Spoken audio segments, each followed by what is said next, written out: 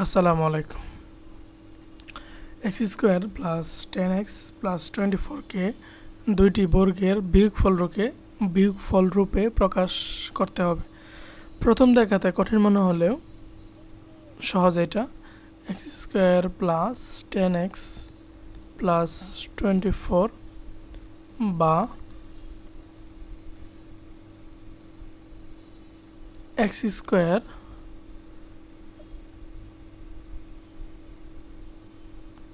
Plus আমরা B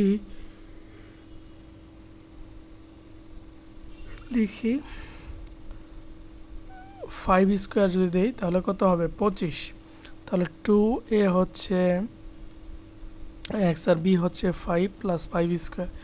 এখন হয়ে গেল না, x square plus 10x plus হচ্ছে 25। আমরা বেশি লিখে ফেলছি, এক বি দিয়ে দিই, বা x plus 5 all square minus 1 একে লিখে যায় কি, অতএব x plus 5 all square minus 1 স্কোয়ারই হচ্ছে কি